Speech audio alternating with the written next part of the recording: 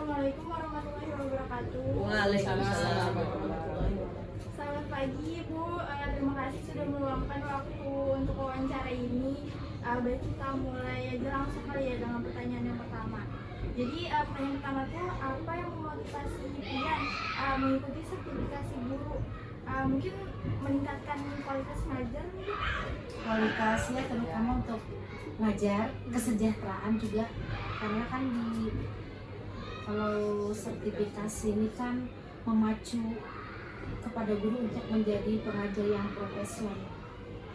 Selain itu juga kesejahteraannya. Oke, mungkin kita lanjut aja kali ya ke pertanyaan kedua. Jadi bagaimana pengalaman Pian dalam mengikuti tahapan seleksi akademik PPG? Susah kah atau bagaimana? Masing-masing beda Ya, PPG. kalau yang tingkat dari urunah karena usia kan sudah lanjut nih, perlu bimbingan dari yang lebih muda, dari IT kan, dari IT dulu. Di dalam situ ada masalah kendala istilahnya dari apa yang diberikan oleh dosen pembimbing. Jadi dalam masalah yang ada kendala tadi dibantu oleh teman-teman yang bisa IT. Nah itu kalau bagian ulun. Ya kalau ibu? Kalau ulun sendiri kemarin baru aja terpanggil PPG. Tahun dulu tuh kan ikut tes tapi kan lulus. Habis itu yang berikutnya 2024 tadi baru ikut.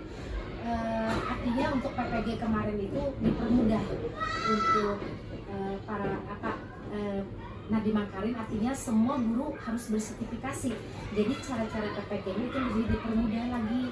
Kemarin tuh terjaring di tahap 1 di awal. Jadi itu emang dipermudah beliau, tapi karena mungkin kategori faktor usia ya ada gap dikit tentang IT. Karena kami kemarin tuh belajarnya mandiri, pakai modul, nggak ada tutor atau dosen, jadi mandiri, semua tugas-tugas dikerjakan secara mandiri, tapi juga bisa dibantu juga dengan teman. Lewat online semuanya kemarin tuh selama 3 bulan dari pendaftaran sampai ujian UKPPG-nya sama mungkin juga baru tadi 2024 sertifikasi. Dari ulun sama aja dengan ibu mungkin terkendalanya di bagian IT, jadi teman-teman yang lain yang lebih bisa itu membantu. Kalau dari segi kemudahannya itulah online-nya ini dipermudah, jadi kita bisa sambil ngajar mengerjakan tugas tuh mungkin sore atau malam, jadi dipermudahnya dengan online ini PPG. Cuma itu aja tadi yang kendala IT tadi, jadi kawan-kawan bisa membantu kami kalau dipermudahnya dari segi pembelajaran mandiri secara online. Nah itu merasa sangat memudahkan. Jadi kayak bisa membagi waktu. Iya, nah waktunya jadi nyaman. Artinya ya belajar mandiri tadi dipermudah oleh karena wacana Nadiem Makarim kemarin itu semua guru harus sertifikasi. Tapi lamanya ibu dengan lamanya sama 3 bulan. Sama aja, cuman yang beda Bu, karena ini kan uji coba. Uji coba kemarin tuh Pada dari tahun lalu. pemanggilan kemudian tuh lapor diri sama belajar mandiri itu langsung cus cepat. Jadi indak itu ubun aja, kada jeda. Karena Arahan dari apa? Arahan apa langsung Harus cus cepat, cepat kemarin tuh. Jadi tanda tahap pertama. Bahwa ada jeda-jedanya, ada referensinya lah. Waktu kemarin tahap pertama tuh emang sulit ditanya nih, nggak tahu jadi kan otomatis kan cari bahan-bahan tuh di YouTube semua, karena tidak pengalaman sama sekali, ditanya teman yang lain nggak tahu. Jadi kemarin tuh mendongkrak baru pertama kali yang dongkrakan dari Nadiem Makarim. Kalau ulun kan di UIN nih, masalahnya tuh kalau kami di UIN itu kemarin itu 4 bulan, karena seperti bagian yang baru nih. Nah kalau kami tuh suarakan modulnya konstruksinya banyaknya, kemudian pas temannya yang lain, ya inilah, tapi kan ada pengalaman yang lain yang terdahulu. Kalau ibu yang baru-baru aja, Pertama kali itu kemarin itu kan ada yang pengalaman sama sekali uji coba.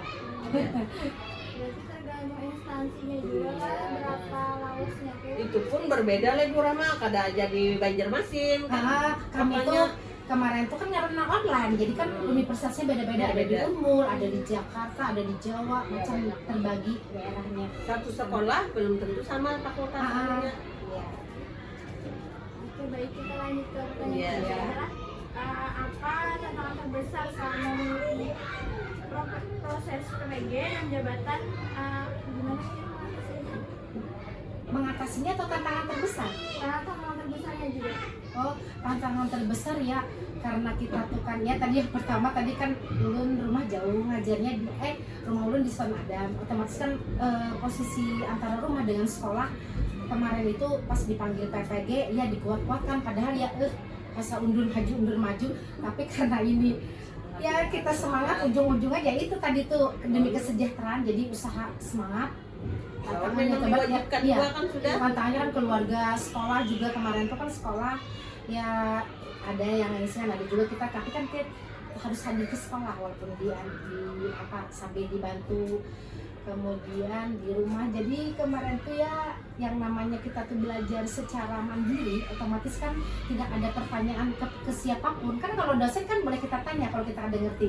Ini semaksimal Mesin yang mungkin kita yang apa tuh hendak selesai ya, kita juga hendak percepat, kita juga tantangannya yaitu itu Pak, ibaratkannya ya mental, diuji mental Pak itu biasanya. Harus bisa menyesuaikan waktu. Iya, waktu kadang kan kita mau upload yang kayak jurnal aksi nyata, kita kan kalau misalnya ada tervalidasi oleh sistem, biasanya warnanya tuh apa kuning kemarin. Jadi kalau ada teman, tapi alhamdulillah untuk kita begitu diupload tapi itu kutub-kutupan ternyata hijau, berarti alhamdulillah divalidasinya. Ada beberapa teman yang kada divalidasi, apa sih penyebabnya, apa kesalahannya jadi warna kuning, jadi kada tahu data kesalahannya. Nah kadang tantangannya ya di situ, apakah berhasil kita kutupan kayak itu, nah maksudnya. Tapi ya tantangan terbesar ya down maju bangkit lagi, down lagi, itu tantangannya. Tentang Tapi mengerjakan ya, tugas iya tugas yang benarkah diberikan. bujurkan yang kita gawi, nah itu kan ibaratkannya Takutnya ditolak, Nah. nah itu kan tantangannya. tantangan Menunggu. terbesar yaitu Tapi kalau dosennya kada memberi arahan juga pula karena nggak ada, sistem yang karena sistem, karena memainkan. kami belajar mandiri secara online. Kayak LPTK tuh cuma tempat registrasi kita aja, kayak apa hasil dari kita bila lulus sudah dapat sertifikasi tuh LPTK yang membikinnya, jadi kita harus punya LPTK masing-masing. Tapi beliau cuma mengarahkan, orientasi emang ada, cuma untuk tugas dan lain sebagainya kalau tanya-tanya emang nggak ada, pembelajarannya secara mandiri. Tantangannya Tantangannya Kalau menghadapi Kalau kita masih kan mending kita melihat dari universitas apa arahannya. semangat kita aja lagi pula. Semangat. Harus sukses. Makanya kita cut down, naik lagi, down lagi. Aku Tapi harus sukses. alhamdulillah, Semangatnya. tapi alhamdulillah terjalan. Lawan punya Makanya lawan anu punya prinsip, Iya. orang bisa kok, kita kan bisa. Nah itu yang memberi semangat. Oke, mungkin kita lanjut ke pertanyaan keempat. Iya. Bagaimana sih membagi waktu antara ngajar sama menyelesaikan tugas PPG? Nah kalau ulun dulu jawab. Iya, nggih. Kalau ulun dulu itu disuruh harus mencari guru pengganti karena 4 bulan. 4 bulan kan bukan waktu yang sedikit. Nah Kalau ini dipukul, boleh. ada ke sekolahan, Ada kalau lalu. ini harus ke sekolahan. Nah bedanya Nah tuh. itu bedanya. Nah itu makanya Kalau yang sekarang ibu kan masih bisa nih. Kalau dulu nggak ada kalau olahraga 4 bulan tuh. kalau dibagi emang kada ke sekolahan sedih. Iya. Kalau lu harus ke sekolahan, nah itu anunya tantangannya. Jadi yang mana itu, yang murid, apa dan sebagainya. Siasat dia. Ah, Sore disiasati. kan gawe tugas sama Sore, malam. malam. Nah itu emang bagi waktunya hari libur. Pagi kan tetap ngajar, nah bagi waktunya. Kemarin tuh udah anupang juga kemarin itu digantikan oleh tenaga pengajar yang lain, tapi gurunya tetap harus hadir ke sekolah. Kemarin tuh waktu bulan pertama tuh harus 2 hari turun ke sekolah, harus ada gurunya nih walaupun sudah digantikan oleh pengajar, tapi harus turun. Bulan yang kedua harus 4 kali turun secara berturut-turut, boleh dipilih 4 kali satu. Jadi selama 3 bulan itu 2 aja yang diajarkan oleh guru, selebihnya kita sendiri. Ya.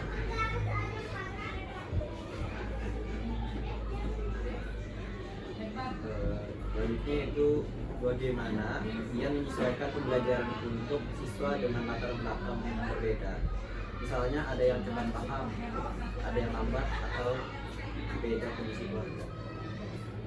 Kalau Lulun dari segi latar belakang anak tadi kan kita pilah dulu, ini barisan anak yang kurang mampu nih, ini anak yang sudah agak bisa, ini yang sudah agak yang mendingan, ibaratnya sudah, kalau kita jelaskan sedikit sudah paham. Nah, jadi untuk itu ibu memilah-milah duduknya dulu. Nah, habis itu memberi motivasi ya lagi. Habis itu yang ini kan, yang ini sudah bisa nih, yang ini ibu yang kesini, yang ke mana namanya, ke kursinya, yang disuruh diajak sekira anak gimana, sekira dia mampu untuk mengatasi yang kita sampaikan kan. Nah, kayak gitu. Ya ibu yang lain. Kemarin tuh lah pas yang ngajar, kemarin tuh pas tugas KPG juga, kemarin tuh ada beberapa kriteria anak yang gurunya mengajarkan apa berdiferensiasi, artinya yang berbeda. Ada yang anak itu senangnya menggunakan visual kayak gambar segala macam, kemudian ada audio, mereka itu senangnya mendengarkan guru menjelaskan apa dan sebagainya, sama kinestetik kayak kerja praktek dan lain sebagainya. Nah, bisa juga anak dikasih yang seperti itu, tapi kemarin itu cuma sekali aja yang memberikan pembelajarannya. Ada terus menerus misalnya, tapi ya itu emang dicari, tapi hasil akhirnya mereka tetap sama, proses hasil yang dikerjakan mereka, cuma cara pembelajarannya beda-beda. Ada yang mereka menerima dari audio, dari visual, dan dari namanya berdiferensiasi. Nah, itu kan kemarin pasti macam-macam, ada yang cepat menangkap, ada yang lambat, ada yang ada juga yang diantar murid santai aja orang memperhatikan dia, tapi kalau kita beri soal dia dapat 100. Nah, itu yang ada diantaranya ya kayak gitu. Santai aja. Iya, pasti keunikannya masing-masing. Kalau berumah aja ada keunikannya. Modelnya di sekolah Di lebih sekolah dari 20. 40 kami. Oke, pertanyaan selanjutnya yaitu bagaimana Pian menyusun RPP yang membuat orientasi pada pembelajaran aktif dan bermakna? Contohnya kegiatan yang pernah. Hari ini biasanya RPP lah terus terang, kadang copy paste. Karena kan disesuaikan ya, Bang. Tapi disesuaikan karena kita ambil dari yang lain, di download kayak tuh, tapi kita lihat dulu materi apa yang kita mau ajarkan, jadi kadang-kadang diedit, jadi kan bisa yang ibaratnya emang membikin sendiri, tapi diedit, di copy paste, diedit, Kita sesuaikan sesuai dengan apa yang materi kita ajarkan. Ini menulun panglah pribadi, kan biasa ada tapi malah edit aja kan sama jangan Kegiatan kegiatan pembelajaran itu kan diganti yang kita sesuai di kelas.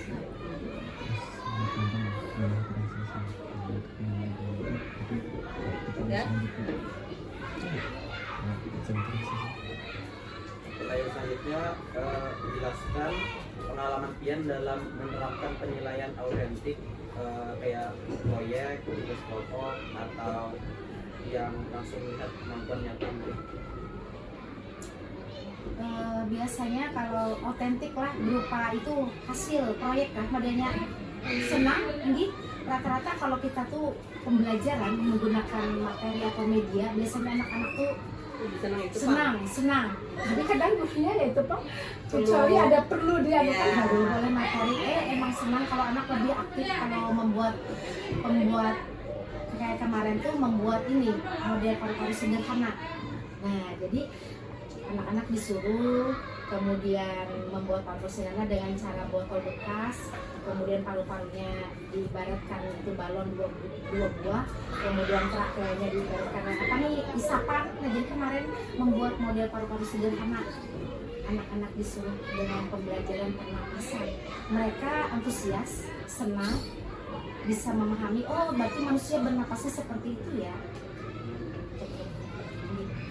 Soalnya kadang-kadang kan waktu Nah, biasanya kadang waktu cukupi. Nah, seharian kadang iya. kalau mau olah 1 jam pelajaran. Kita 1 Kan jam kalau ada belajar, satu materi pelajaran, kalau kita yang itu ya 1 jam Jepang waktunya. Untuk main Anak-anak tuh lebih suka contohnya kayak iya konkret benar. Anak-anak lebih Iya, senang. dia yang Kan mereka diskusi, simulasi, kerja, aktif. Biasanya kalau menggunakan program. Semua berbagi tugas. Pertanyaan selanjutnya itu apa pendekatan Pian dalam mengajarkan materi yang sulit dipahami siswa?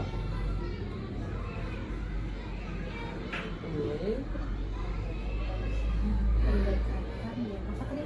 Kalau materinya sulit itu Materinya sulit. kan kayak mereka pertama penjelasan dulu benar secara jadi anu pang itu kita serahkan ke siswanya apakah ada yang belum dipahami gitu nah materinya jadi dia bertanya langsung ke guru jadi kita misalkan di Nah, bagian konten mana aja yang dulu. ada paham nah itu yang kita lebih Jadi materinya kita Iya, menjelaskan konten materi dulu yang diberikan dengan kadang apalagi yang pembelajaran sekarang kan hendaknya murid itu kita kan sebagai guru fasilitator, tapi untuk SD sendiri biasanya itu kan yang SMP yang tinggi kan. Kalau SD itu kan tahu guru sebagai fasilitator cuma mengarahkan ya, jadi kayak dibimbing murid itu kan kita berikan materi dulu, konten dan lain sebagainya, baru kita jelaskan barunya paham. Kalau kita langsung kayak langsung gitu, tapi ada pertanyaan pemantik dulu kita beri dengan anak sebelum memberikan pembelajaran itu dari pemantik pancingan untuk memasuki pembelajaran awal. Biasanya itu kan dulu pemantik dulu guru memberikan pertanyaan awal supaya yang terkait dengan pembelajaran yang akan kita berikan.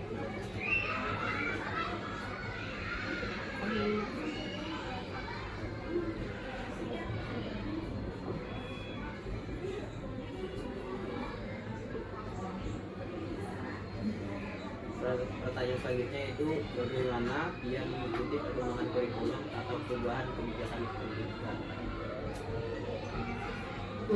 Dijalani ya sambil belajar pasti mulai mengikuti KKG mungkin KKG membahas itu tiap bulan tuh ada kalau kerja guru buka-buka media, YouTube dan sebagainya, sendiri berbagi dengan teman kolaborasi dengan teman. dan dari kakak kita tadi kan ada sumber yang Iya, narasumber yang dipanggil yang ahlinya dalam bidang tersebut. kami kan gitu Kombel KKG kan bergugus. Kalau komik kombel di antara ruang lingkup mini aja nih, antara guru-guru dalam satu SD. Tetap bisa juga cari di YouTube ya, itu namanya apa referensi perkembangan guru mencari pembelajaran. tinggalan jadi Iya. Pertanyaan selanjutnya ceritakan bagaimana Pian mengembangkan perangkat ajar berbasis kurikulum merdeka.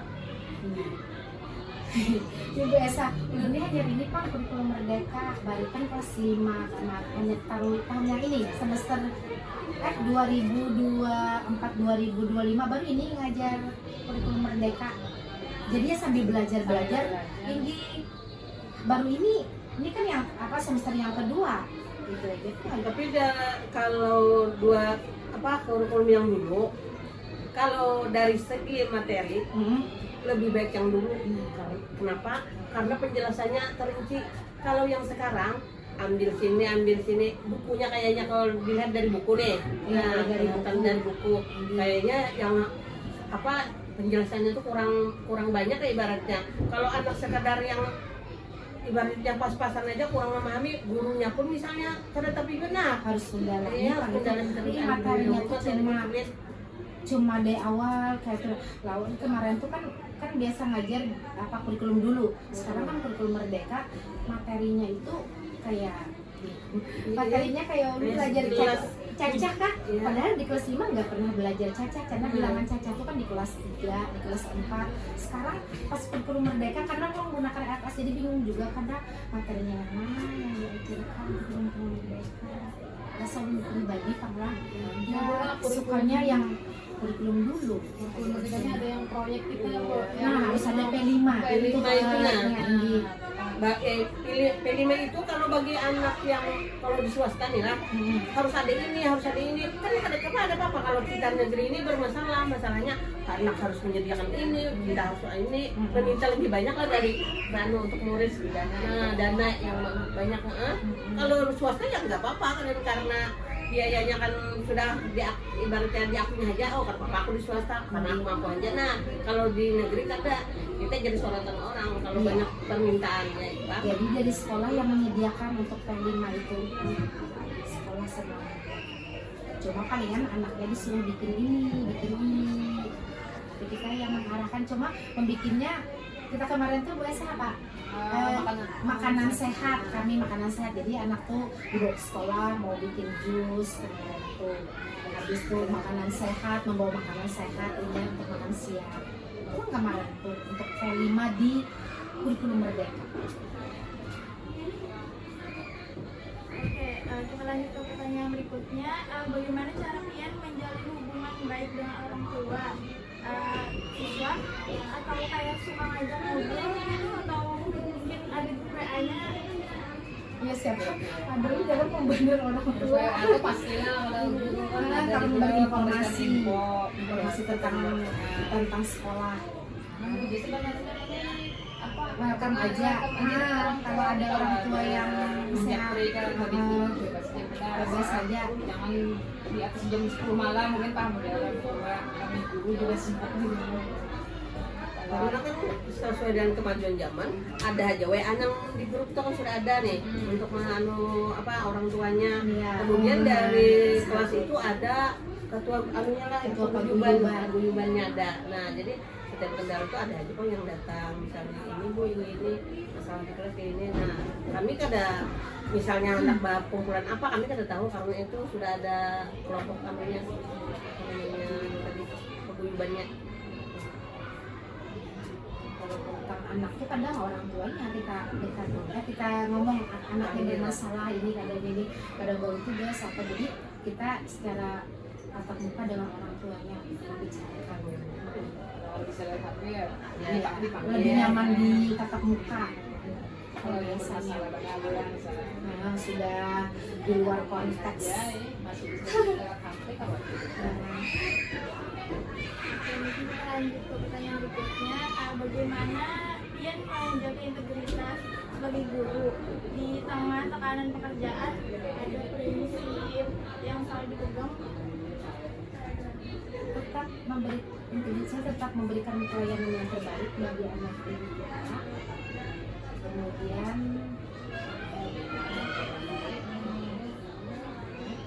misalkan kita menerapkan disiplin ke siswa kan gurunya juga bisa Yang lebih dulu contoh sebagai tauladan. prinsip kita ya Bu. Oke, kita lanjut ke pertanyaan terakhir. Ceritakan pengalaman Pian saat harus mediasi konflik di lingkungan sekolah. Misalnya kayak ada yang berkelahi atau oh, kami bilang ada. Ayo berceritakan. Kalau dari segi kompleks itu tuh biasanya muridnya baru aja kita sudah nak ibu mau puisi ya, sudah ada yang berkelahi. Nah panggil 2 orang, apa masalahnya, padahal nggak ada masalah yang berat tuh. Nah jadi anak tadi dipanggil dulu ke kantor, ada apa anak, bu ini. Nah, apalagi yang namanya kelas 1, 2, dan 3. Nah, itu yang keseringan itu pengah. Kalau sudah 4, 5, 6 itu kan sudah ibaratnya sudah bisa nih mandiri. Nah, jadi ya dipanggil ke kantor. Kalau masalah yang kayak itu jangan kayak ada usaha abu-abu. Apa gerak ini. Nah, selesaikan di kantor. Kalau kami pengah, kalau guru agama, nah kami nasihati aja kan yang kayak itu nanti karena kada terlalu berat tuh. Yang nggak sampai luka-luka. Iya. Kalau yang umum cuman boleh misalkan ada perkelahian kan dipanggil dulu jangan itu nah ini kasih masalah misalkan sudah selesai sampai sini jangan perlu ke orang tua kan sudah Emang sampai karena namanya harus di sekolah, harus diselesaikan di sekolah kalau terjadi anak itu konflik. Tapi biasanya anak tuh berkelakuan saat istirahat, guru kededa, kan gurunya istirahat juga, berulang-ulang ada keanakan itu Pak. Biasanya kalau nya aman-aman aja anak, kalau saat terjadi konflik itu ya saat gurunya pas berada di kantor biasanya. Baik, sampai situ aja kayaknya pertanyaannya. Terima kasih sekali Bu. Jadi sama-sama. jawabannya. Terima kasih sudah meluangkan waktu untuk hari ini. Dan ada manfaatnya. Iya, amin.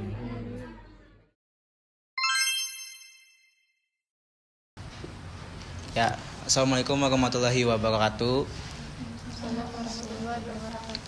Kami dari kelompok 8 akan melakukan wawancara kepada prajabatan. Kami akan memperkenalkan diri dulu masing-masing. Saya Rido Juliano Rizky dari Prodi Pendidikan Komputer Angkatan 24. Saya Nurbaiti Akmali, saya juga dari Prodi Pendidikan Komputer Angkatan 2024. Oke, saya Siti Dini Hidayati, mahasiswi PPG calon guru bidang informatika tahun 2024. Oke, langsung saja ke pertanyaan pertama Kala. Boleh. Apa motivasi kakak untuk mengikuti sertifikasi guru ini? Oke, jadi kenapa saya mengikuti program PPG ini? Yang pertama tentunya karena cita-cita ingin menjadi seorang guru. Yang kedua juga kan mengikuti PPG ini menjadi guru profesional ya nantinya, dan menjadi seorang guru itu tentunya secara tidak langsung belajar sepanjang hayat. Nah, terus itu juga sekarang ini kan juga tidak ada lagi ya katanya pengangkatan honorer guru. Nah, maka dari itu kenapa jadi mengikuti PPG ini juga biar nantinya semoga dengan mengikuti PPG ini langkah ke depannya untuk menjadi guru itu lancar, seperti itu. Terus juga menjadi guru ini menurut saya ya tadi mempermudah jalan saya untuk menggapai cita-cita itu harapannya. Makanya dari itu saya mengikuti PPG tersebut. Oh, jadi harapan pian dari lawas kada pian jadi motivasi jadi guru nih? Ya, Sudah jadi dari kecil. cita-cita jadi guru ini sebenarnya cita-cita saya tentunya dari kecil itu berubah-ubah ya sebenarnya. Dan memutuskan untuk menjadi guru itu ketika sudah memasuki kuliah di FKIP. Jadi baru memantapkan hati, oh ini nih kayaknya emang cocoknya jadi guru gitu. Setelah memasuki S1-nya di FKIP. Oke, lanjut. Bisakah kakak ceritakan pengalaman kakak selama mengikuti program sertifikasi guru? Oke, pengalaman tentunya banyak sekali pengalaman yang saya dapatkan selama mengikuti PPG ini selama 2 semester. Yang pertama tentunya banyak pengalaman pedagogi atau pengetahuan-pengetahuan baru dibanding S1. Kalau S1 itu kita cuma tahu secara dasarnya aja kan ya. Nah, terus setelah mengikuti PPG ini kita lebih mengetahui secara spesifik lebih dalamnya. Nah, setelah itu juga pengalaman lainnya itu saat PPL. Saat PPL itu benar-benar dilepas untuk mengajar kita sendiri dan tidak hanya mengajar tetapi juga diajarkan untuk membuat perangkat ajarnya, dimulai dari modulnya, medianya, bahkan merancang penilaian-penilaiannya. Itu pengalaman yang sangat berkesannya itu selama PPL karena mendapatkan pengalamannya langsung dan juga dapat berinteraksi dengan peserta didiknya, jadi tahu bagaimana karakteristik peserta didik. Apalagi sebelumnya kan PPL-nya di SMK yang mana umurnya tidak jauh beda dengan kita ya, jadi mudah untuk komunikasinya segala macam dan mereka lebih mudah memahami dengan bahasa-bahasa kita seperti itu. Oke Kak, langsung ke pertanyaan selanjutnya lagi. Apa tantangan kakak selama menghadapi proses sertifikasi? Oke, tantangannya tentunya manajemen waktu. Karena kan PPG ini banyak sekali tugas-tugasnya. Pertama tugas, kedua PPL. PPL itu kan tugas di sekolah lagi, bikin perangkat ajar segala macam. Jadi itu kadang satu hari itu banyak tugas yang deadline-nya berbarengan atau bagaimana gitu. Jadi harus bisa manajemen waktu. Itu tantangan pertamanya itu di waktu. Terus tantangan keduanya itu pada saat PPL lagi. Kalau PPL ini kan kita harus bisa menyesuaikan dengan jadwal sekolah. Sedangkan di tempat aku PPL kemarin itu kebetulan sistemnya blok. Nah, jadi agenda yang seharusnya dari PPG minggu pertama itu wawancara, tapi di sekolah itu langsung praktek ngajar. Jadi kita putar balikan, jadi wawancaranya di minggu kedua, ngajarnya langsung di minggu pertama, tidak menyesuaikan dengan aturan, bukan tidak menyesuaikan ya, cuman kita menyesuaikan dengan sekolah gitu. Yang penting alurnya, tahapannya masih mengikuti dari yang program PPG itu tantangannya harus bisa menyesuaikan dengan jadwal sekolah juga. Selain itu juga menghadapi siswa tadi, karena siswanya umurnya tidak jauh beda dan kita kelakuannya sama nih Gen Z ya, sudah tahu gimana sikap-sikap Gen Z, segala macam bahasa-bahasa gaul lah, apa segala macam. Jadi menghadapi karakter-karakter mereka itu merupakan hal tantangan juga bagi saya sebagai guru waktu PPL seperti itu. Dampak yang kakak rasakan setelah mengikuti sertifikasi guru, baik dari positif atau negatifnya kak, ada? Oke.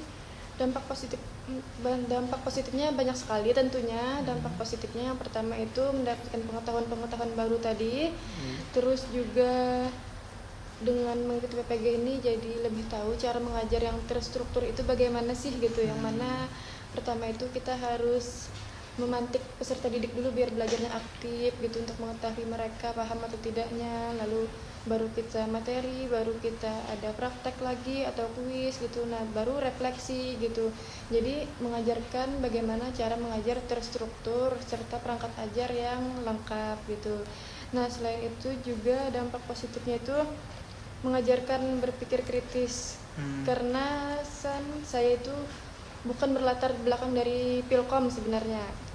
Jadi pas masuk ke PPG Bidang Informatika ini kayak wow, seperti ini ternyata informatika gitu loh, tidak terlepas dari teknologi, yang mana juga mengajarkan kritisnya ada juga di situ. Nah, selain itu juga dengan adanya PPG ini dampak positifnya itu menjadi lebih percaya diri, karena kan ada PPL berapa bulan tuh.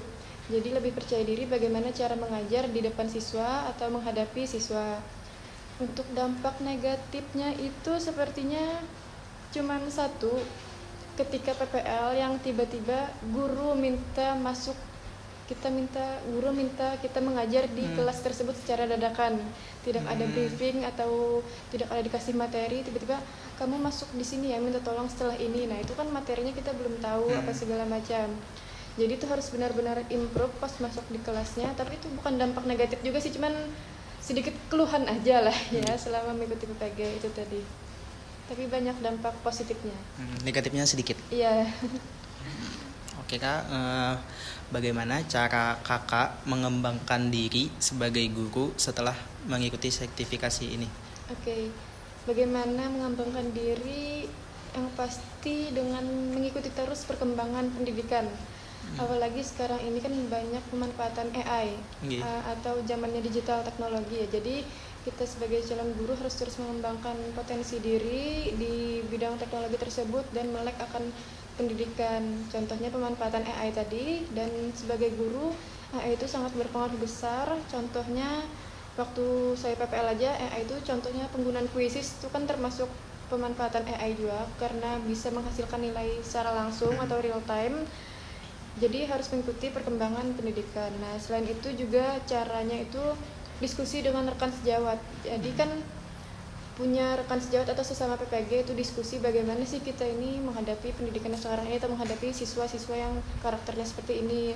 Selain dengan teman sejawat yang sesama PPG, ada juga diskusi dengan teman-teman yang sudah menjadi guru terlebih dahulu, seperti itu. Nah, terus juga untuk mengikuti perkembangannya, yaitu berusaha mengikuti pelatihan-pelatihan dengan mengikuti pengembangan media pembelajaran yang nantinya bisa sesuai diterapkan di kelas, seperti itu.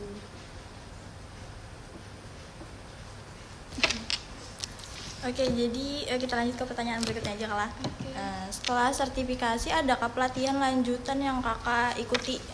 Seberapa manfaat pelatihan tersebut? Oke.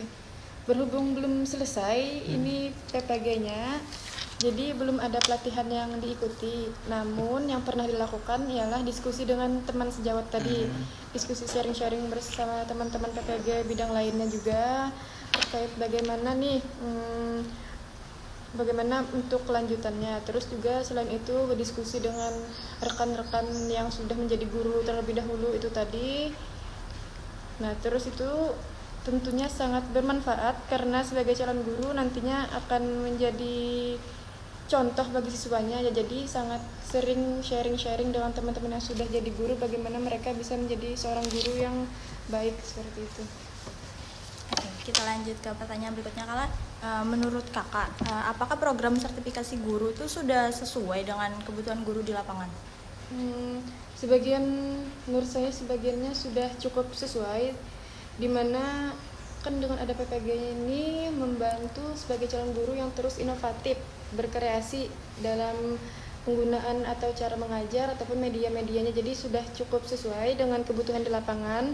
Nah, terus juga kan PPG ini menyiapkan guru-guru yang profesional, di mana menjadi seorang guru tidak hanya mengajar tetapi juga mendidik ini baik dari karakteristiknya, dari karakternya atau budi pekertinya, hal-hal yang positifnya. Jadi kan di PPG ini juga ada belajar perkembangan peserta didik yang mana itu bisa membantu kita ketika nanti menjadi seorang guru untuk membantu mereka berkembang dan mendidik, membantu mereka berkembang menjadi lebih baik dan menjadi pribadi yang baiklah. Tidak, apalagi kita tahu zaman sekarang itu anak-anak gen alfa segala macam omongannya sudah mulai kasar lah, asal ceplos-ceplos. Nah gitu, jadi dengan adanya PPG ini diharapkan juga saya bisa membantu peserta didik seperti itu untuk yang tidak sembarangan lah berkata-kata, memiliki kelakuan yang sedikit baik lah dari itu gitu. Oke, kita lanjut ke pertanyaan berikutnya. Apakah Kakak merasa tunjangan sertifikasi cukup sebanding dengan beban tanggung jawab tambahan sebagai guru tersertifikasi? Oke, kalau ditanya sudah sebandingkah atau belum, kayaknya kalau dibilang cukup lumayan membantu ya, kayaknya dari data-data yang didapatkan. Terus juga kalau dibanding sebanding, sebenarnya tugas guru ini itu tadi tidak hanya mengajar tetapi juga mendidik peserta didiknya, belum lagi tanggungan di luar job desk sebagai guru, sebagai entah nanti sebagai apa gitu, bagian bidang apa gitu kan. Jadi banyak tanggung jawab guru di luar dari yang mengajar tadi. Terus ekspektasi orang itu kan besar nih terhadap guru yang mana bisa menjadi contoh. Nah terus jadi kalau dibandingkan ekspektasi orang tersebut kayaknya belum sebanding banget, apalagi melihat orang di luar negeri itu guru itu profesi yang paling dihargai. Salah satu penghasilannya cukup banyak, sedangkan kita di Indonesia ini gaji guru seperti yang kita tahu masih sedikit, kecuali golongannya tinggi baru itu mendapatkan yang berapa sampai ke 10 juta. Nah sedangkan di luar itu profesi guru itu sangat amat dihargai, yang mana bisa menghasilkan 20, 30, 40 juta gitu. Jadi kalau ditanya sudah sebanding mungkin membantu lah ya, tapi diharapkannya bisa lebih lagi karena guru ini tuntutannya sangat amat besar dan ekspektasi orang terhadap guru itu sangat amat tinggi. Oke, kita lanjut ke pertanyaan berikutnya. Jika diberi kesempatan untuk memberi masukan kepada penyelenggara program sertifikasi, apa yang Kakak mau sampaikan? Oke, sebenarnya pertama-tama tentunya program ini sangat bagus. Contohnya saja membantu saya untuk menjadi calon guru profesional, namun juga diharapkan bisa lebih disederhanakan lah, kan tugasnya itu sangat amat banyak, ribuan tugas. Kiranya bisa disederhanakan agar lebih relevan dengan kondisi di lapangan sebagai guru. Nah terus juga diharapkannya lulusan PPG ini bisa langsung ditempatkan, karena kan waktu mendaftar di awal-awal PPG itu kami diminta untuk memilih tempat pengabdian, sedangkan data sekarang informasi yang dari media sosial itu masih simpang siur, apakah memang langsung ditempatkan kah atau mengikuti rules P3K dulu kah atau mengikuti seleksi apa lagi gitu. Nah diharapkan karena sudah mengikuti selama 2 semester dan pengalaman-pengalaman yang banyak serta tugas yang banyak dikerjakan, itu diharapkannya setelah lulus bisa langsung ditempatkan di tempat pengabdian tersebut, bukan hanya sekedar iming-iming di awal atau penenang di awal saja memilih tempat pengabdian tersebut. Oke, kita ke pertanyaan terakhir. Apa pesan Kakak untuk guru-guru yang sedang atau akan mengikuti sertifikasi guru? Pesannya yang pertama, siapkan mental dan kesehatan yang cukup aja, karena kan PPG ini setiap hari tidak ada stopnya, baik itu di kampus maupun di PPL. Kesehatan sangat amat perlu dijaga, tentunya makan harus sesuai karena sudah di akhir-akhir semester banyak yang tumbang, contohnya saya sendiri juga. Mental juga menghadapi berbagai macam dosen ataupun guru yang kita temui ataupun peserta didik di sekolah, itu harus kita siapkan juga. Nah terus itu juga, tapi dari itu banyak positifnya karena lebih bisa membuat kita lebih percaya diri tadi karena menghadapi berbagai macam karakter. Terus juga nikmati saja prosesnya, jalani dengan baik-baik. Pastinya kalau kita menjalani dengan sungguh-sungguh, ilmunya juga bakalan bermanfaat bagi kita. Terus juga yang penting terus belajar. Itu sih pesan dan kesannya untuk yang akan mengikuti. Harus terus semangat dan jangan merasa terbebani. Karena kalau memang cita-cita mau menjadi guru pasti akan enjoy menjalani ini. Kecuali terpaksa mendaftarnya gitu ya. Baru terasa berat. Cukup. Oke, sekian wawancara kita kali ini. Terima kasih yang sudah menonton. Assalamualaikum warahmatullahi wabarakatuh. Waalaikumsalam warahmatullahi wabarakatuh.